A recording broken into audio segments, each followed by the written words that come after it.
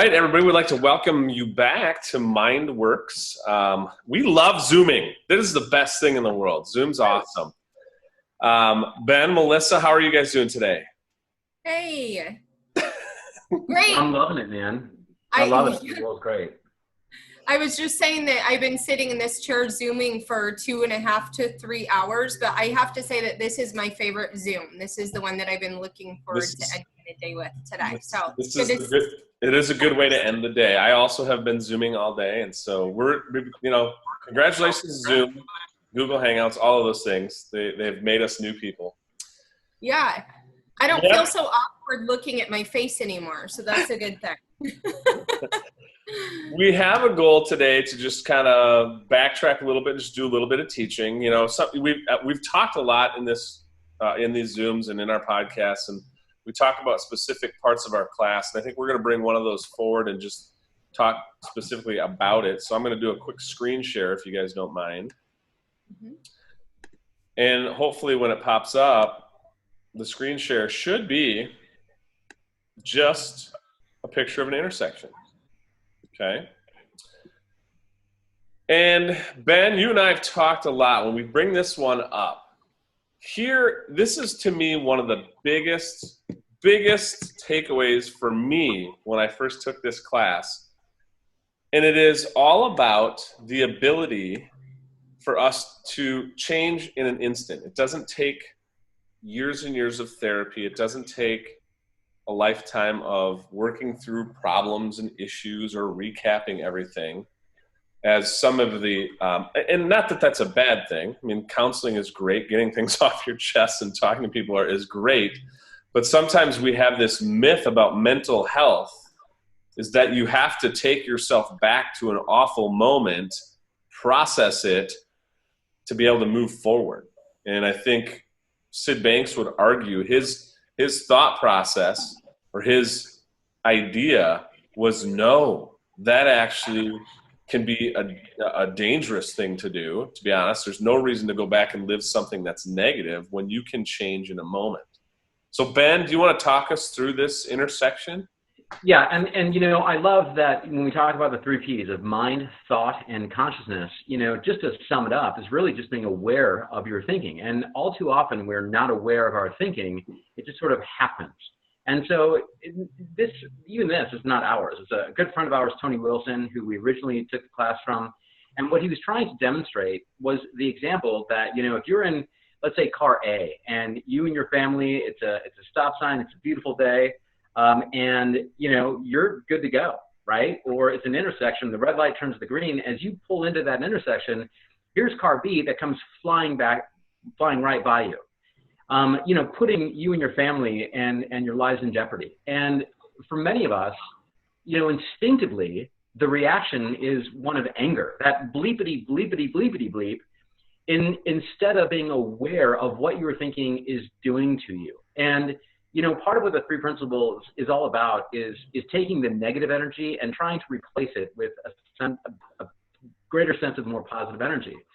And I don't want to live my life, you know, filled with anger. And the thing is, it's funny because we use the analogy of traffic all the time, but all too often, you know, we might react poorly to this event with negative energy, be angry at this guy, and then we carry that with us throughout the day. We have this feeling of being angry, and we have this negative energy, and that's what mind is, energy. But what if we could be more aware of our thinking? And instead of, you know, automatically, you know, being offended by this person, to say, you know what, look, maybe they're racing to the hospital to say goodbye to a loved one. Maybe they're trying to get to an interview. Maybe they're trying to get to the altar, right? And what Oprah says of empathy is that it doesn't excuse the behavior, it simply explains it. Yeah. And I think that when we try and understand where somebody else is coming from, then we can respond differently and have a greater sense of love and compassion for somebody than to respond with such anger. And, you know, listen, I know it's been a difficult couple of days in the news with the events out of Minneapolis and at Central Park. But again, how do you want to respond to those events? And I just really think that, you know, when we talk about training our brain, our mind, neuroplasticity, we can tend to think with more love and compassion. Well, and we use a terminology called ego too. And this definitely is a good place to help define that, because ego, meaning egocentric, meaning the world revolves around us. So when I'm in that car, I'm in the red car and the yellow car blows through the stop sign, it's how does that impact me? Me. Well, You almost hit my car. You broke the rules. You could have hurt my family. You have all these thoughts that really are it's about you. It's about the impact on you. So this is a good place where we can help define the ego. And when we talk about, we all go through, our consciousness is our own. Like it's definitely created by ourselves, and it is our own. And to break that cycle, you have to have that awareness you talked about, Ben. You have to have, that's where the empathy comes in, to say, wait a minute, this other car has something happening in it that I don't really care about, and that's why I got all mad, because it was about how it was going to impact me. But who knows what's happening in that other car? Well, and Melissa, listen, we started this and Melissa, you're like, well, I'm just going to sit and listen for a bit, so I'm not trying to cut you off here. But, when we talk about ego, we fill in the gaps of the story. When we don't know the story about that driver, we create the story. We know everything about who that person is. We know that they can't drive and everything else, and we do that all the time in our lives. And the amazing thing is, unless you really do walk in somebody else's shoes, how can you possibly create the narrative for them? We talk all the time, the three principles. We all come from the same place, right? We are a blank slate. And however somebody arrives to a certain point in their lives, we have no idea. And so it's just interesting how, that the idea that our own thinking, we are so certain that we're right, instead of thinking, no, it just doesn't make any sense. Yeah. I actually have a different example just from today. I came out of Home Depot, and I had parked quite a distance away. And when I got back to my car, there was a commercial business truck that was parked so close to me at an angle. And I immediately got extremely angry and could feel it in my bones and everything. I was just really mad. And I actually took a picture of it because I couldn't believe how close this commercial business truck had parked to me. And I took one picture, and then I realized the picture didn't show how close it was. And so I took another picture and another picture. And then I stopped myself and I was like, why am I doing this? Am I doing this to post my anger and this ridiculousness on Facebook so that other people are going to sympathize with how angry I am? And I stopped myself, and like your story, I started to think about, well, maybe this person is in a really big hurry. And then I started to self-reflect. That's how I park. I don't park well most of the time. I'm usually parked at an angle and over the line and everything. And I don't know what that person's story was. And maybe they were in a hurry to get to what their job was or whatever. They were picking up stuff for a job that they had to finish. But I had to self-reflect and realize that it wasn't about me. Or maybe it was about me, and I need to start thinking about other people when I'm parking. But it is a lot about ego, like you were discussing. Yeah, and I love the dynamic, Melissa, of fighting that, right? So like, we're not experts on the three principles. We live life every day, and we struggle with these dynamics every day. So you coming to the realization, like, man, this makes me mad, and then realizing I do the same thing. Yeah, it's that fight all the time that we have kind of internally with ourselves that we talk in the class about. Is my emotional response really appropriate for the situation? right. In other words, okay, this guy parked close to you. I'm assuming there was no damage to your vehicle, right? There's no financial thing. He was just a little closer than you liked him to be. Yeah. But that anger that came through, like, I'm going to show this guy, I'm going to post this up on Facebook or whatever. I actually looked for a phone number to call on his truck. and we talk about the toilet seat being left up. Like, if you are in a relationship where you are literally fighting, like with your spouse, about the toilet seat that was left up or down, and it's really causing a dynamic in your relationship that's really hurtful and painful, is that emotional response worth the thought that they did that on purpose to make me mad? Or did they just leave the seed up and I can put it down if I need to? You know, we always talk all the time about what isn't appropriate. And traffic usually brings out the worst in us, responses that are over the top in emotion. That does drain your energy. Well, and this is just a small example of the idea of forgiveness. And, you know, we've heard it. I think it's biblical, you know, forgive them for they know not what they do, right? The guy that parked so close to you, Melissa, he probably had no idea he was that close. And we want to forgive people for making the mistakes they make, because we don't want to carry that with us.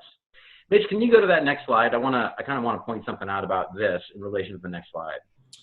Yeah, let me see if I can get to that next slide, because right now it seems to be a little bit frozen on me, Ben. Hang on. So again, when our friend Tony Wilson was teaching this class, and he used the analogy of the intersection, he used the idea that it was the thought that created the feeling. There it is, right? Yeah. It's the thought that, you know, this person doesn't know how to drive, they're a blankety blank. The feeling that you have is one of anger. The action, you know, look, some people are going to chase the guy down and give him the finger, or maybe, you know, they carry that anger to work and they're talking to a coworker and they snap at him because they're just in a really crappy mood. The result, you know, obviously now your colleagues think you're kind of a jackass. And so, you know, this is in my life, in my own personal experience, you know, the thoughts that I had and the feelings that were created, it harbored within me for a really long time. And, you know, the action was I had a hard time, you know, really trusting people and forgiving people. And again, it was the beauty of the three principles, where I went back to my thinking and understanding that, you know, my perception of an event and what people did and how they said something to me, I didn't know the entire story. And the more that I learned about the three principles and the idea of really being aware that maybe it's not right, really did create a greater sense of empathy, which allowed me to forgive. And when you can forgive, you're able to let that negative energy go. And you can replace it with a greater sense of positive energy, which is the kind of life that we want to live. Well, and we would argue that because these four words, you know, everything that we experience in life has to originate with a thought. If we are awake, we're using our senses, and our senses are communicating to our mind, and we're thinking, you know, and we're processing. It's learned behavior. It's things that have been programmed into us. But the cool thing about this experience is that the only thing that we actually have control of mostly through this is that first word, thought. So every human experience, everything that we go through has got to originate with a thought. So if I'm feeling happy and euphoric today, why is that? It's sunny out. I got to come home a little earlier today from the office. I have fun plans tonight, or I'm looking forward to a conversation later today. Awesome Zoom happening. But those are all things that causes this feeling. If the feeling is negative, well, there's got to be something there that's causing that too. I'm nervous. Did I pay that bill? Did I turn the iron off? Are Ben and Melissa mad at me today? Because I feel like they're looking at me funny differently on the Zoom today. So, I mean, this continuum is so amazing in that when you realize how much energy or how many actions you actually put out there, the feelings you put out there that are just wasted energy. Well, the beauty is you're lifting this burden off your shoulders, and you're starting to deal with the things that are most important, and maybe the things that make you most happy. I share with my students the example that if they're walking down the hall and if they say hello to their best friend, and if their best friend completely ignores them, they're thinking, wow, they're being arrogant, they're being stuck up, they don't like me anymore. Well, maybe they just didn't hear you, right?